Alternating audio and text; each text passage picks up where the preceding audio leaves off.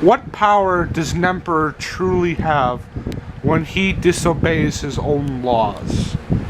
These are the words that I can use to sum up the film Island of Lost Souls from 1932. I apologize if this isn't scripted or if I stop stuttering, because I have no script and these are my fresh thoughts after just seeing the film. This film from 1932 at the time was one of the most shocking, based off of the famed H.G. Wells novel, The Island of Dr. Moreau. Personally, I think the title, Island of Lost Souls, better suits the film. The film's plot revolves around a man who was shipwrecked. He is soon picked up by another ship carrying a cargo of exotic animals, including, but not limited to, tigers, lions, gorillas, and dogs. And maybe a hyena. I don't know what the fuck that was. Anyway, so he maroons him at the island of Dr. Moreau, and a strange doctor who does experiments in secret with the help of a disgraced medical student. On the island, Dr. Moreau soon takes the chance to make a bold experiment that will finally reveal the true intentions of his experiments to the public, mating a woman who was once an animal with a man. All the creatures on his island are, in fact, animals. The film is very vague on how exactly they're made into humans. He says plastic surgery, regular surgery, brain surgery, blood transfusion, and genetic manipulation, which is a very, very high concept idea for a film of this period. It was probably the first film to talk about the dangers of genetic temptation.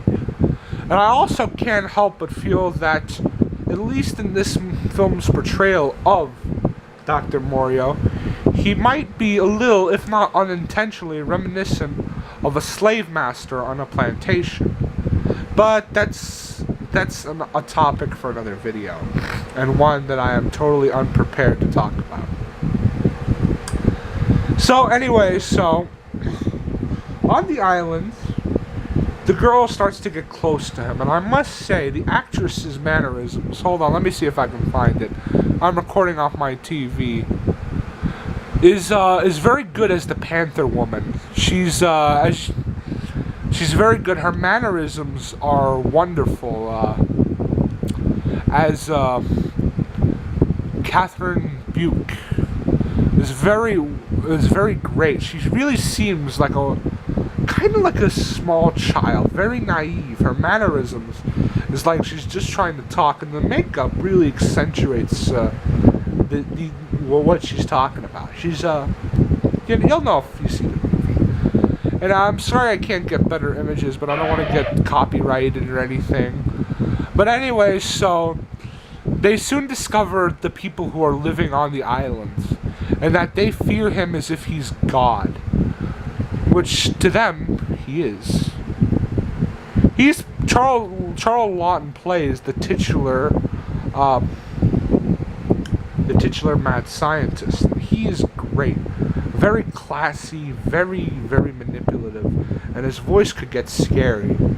An excellent choice to later play in The Hunchback of Notre Dame, a very more sympathetic character.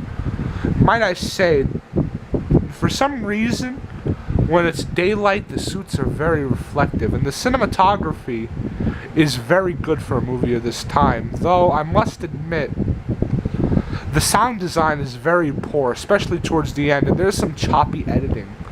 I might start scrambling through here because my battery's starting to get low. Well, anyway, so the doctor begins to, eventually his wife comes looking after him with another skipper. They spend the night, and the professor orders one of his henchmen, mutants, to go kill the girl. Or go kill someone. Anyway, so when he gets back, Bela Lugosi's character, who is very unrecognizable, but is very charismatic and energetic, which I like. It's a bit part, but it's great, especially for the emerging horror icon. Anyways, so they broke the law and they attack. They take him to the House of Pain where they were all created. And my god, it is one of the most effective horror endings ever. Anyways, so as soon as they take him in there, they start experimenting on him and the fire starts dwindling. Anyway, so Lolita, or Lola, I don't know how to pronounce it, sacrifices herself to save the guy so she can get off the island. And as she begins to sacrifice, it's kind of tragic how she dies. She really wanted him to go away. You can tell she really liked him.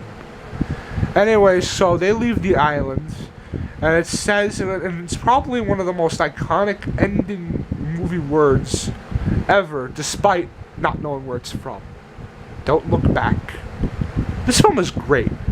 It's especially uneasy and unnerving for a film of this time period. And I must say, it's definitely worth a watch, even today. For anyone fans of literature, fans of the book, fans of horror, or just anyone who wants to be unsettled on Halloween.